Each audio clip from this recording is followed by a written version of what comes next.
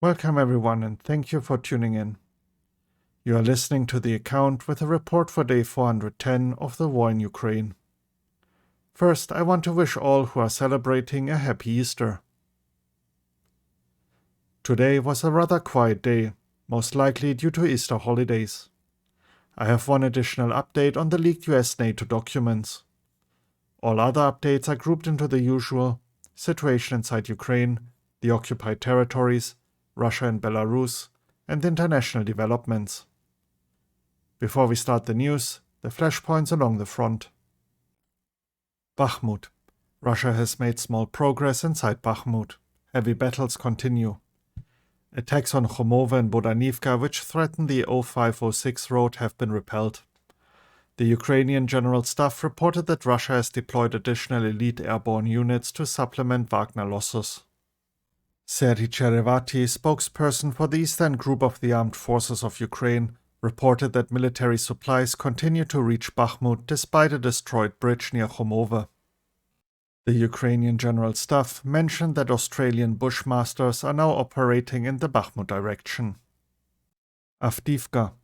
The situation in Avdiivka is tense but stable for now. Artillery duels continue and Ukraine continues to repel Russian attacks. Oleksiy Dmitrashkivsky, spokesman for the defense forces of the Tavria front, reported that in Marinka and Avdiivka, the Russians are suffering huge losses. About 2 companies, or up to 400 soldiers, lose their lives daily. And to start the news segment, more updates on the leaked documents. Leaked Pentagon documents reveal how deeply Russia's security and intelligence services have been penetrated by the United States. They portray a battered Russian military that is struggling in its war in Ukraine and a military apparatus that is deeply compromised. The material reinforces an idea that intelligence officials have long acknowledged. The United States has a clearer understanding of Russian military operations than it does of Ukrainian planning. The leaked papers also indicate that the US has gained access to the internal plans of the infamous Kremlin-backed Wagner Group mercenaries, which showed that the group has sought to purchase arms from Turkey, a NATO ally. The leaked papers do not clarify that the Turkish government may have known about the efforts by Wagner or if they proved fruitful. But the revelation that a NATO ally may have been assisting Russia in its war on Ukraine could prove explosive, particularly as Turkey has thought to block the addition of Sweden into the ranks of the transatlantic military alliance. A look at all the minor updates out of Ukraine. A very rare Russian Rapainik radar, designed to detect unmanned aerial vehicles, has been destroyed in Ukraine. As of January 2023, Russia only operated 11 radars of this type. For the first time, the Ukrainian Air Force has shown the NASAMS air defense system in operation. Over the 5 months it has been operated in Ukraine, the system shot down over 100 missiles and drones. Ukraine and Poland have agreed on the purchase of 200 Rosomak armored personnel carriers. 100 will be delivered now and 100 later. Russia attacked the city of Zaporizhzhia with 2 S-300 missiles overnight.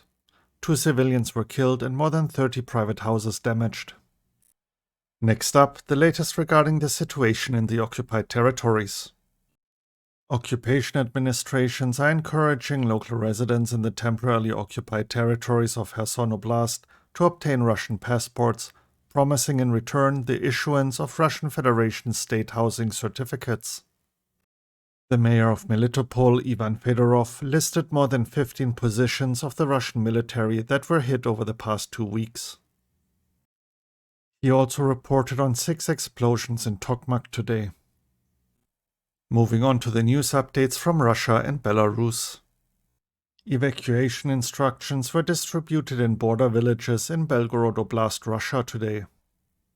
According to Daria Gerasimchuk, the advisor to the president's representative on children's rights and rehabilitation, Ukrainian children who were deported to Russia and were returned to Ukraine tell about heavy punishments, including beatings, for identifying as Ukrainian and refusing to sing the Russian anthem. And to wrap up the news segment, the international developments.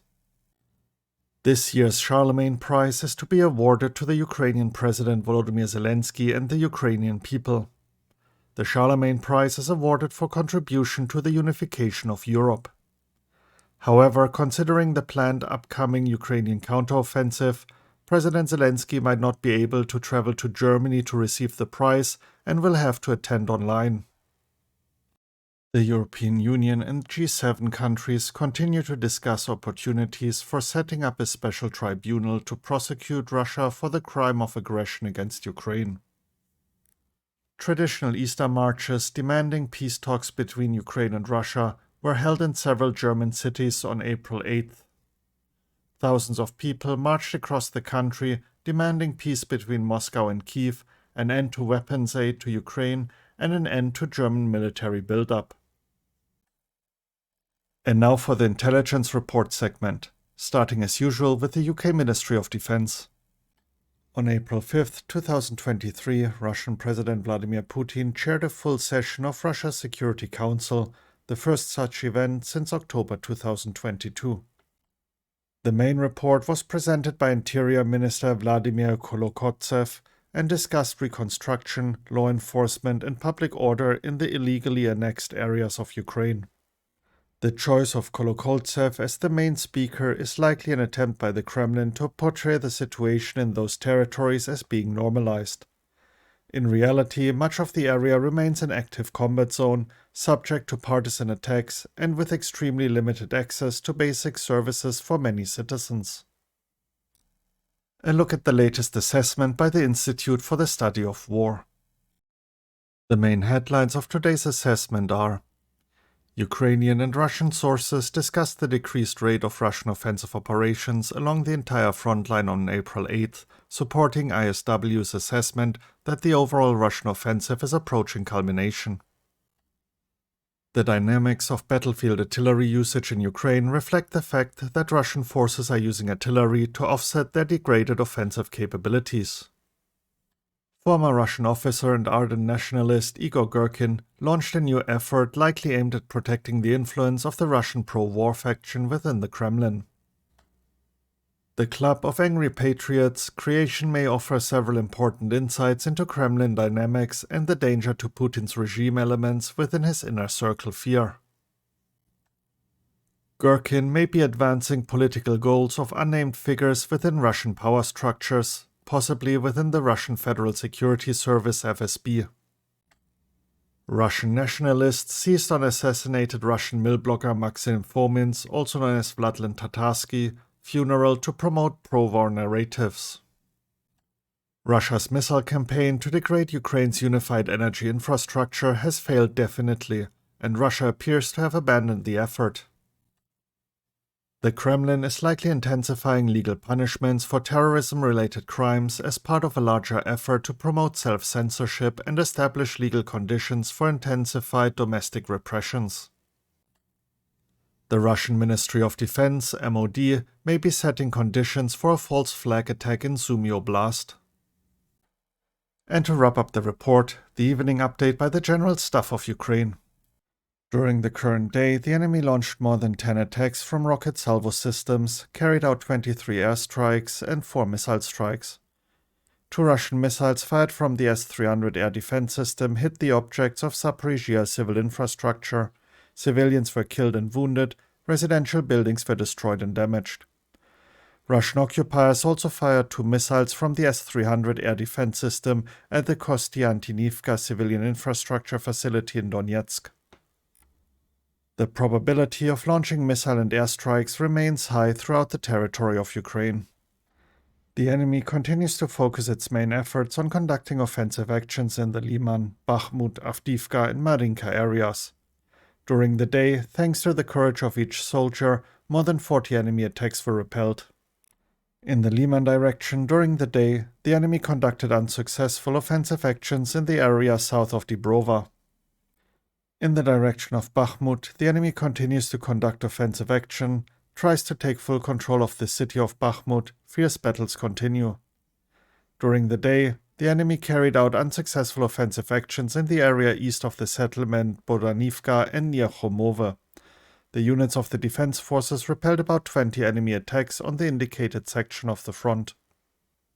In the Avdiivka and Marinka directions, the enemy carried out offensive actions in the districts of Novokalinove, Berdichi, Avdiivka, Siverne and Marinka of Donetsk Oblast without success.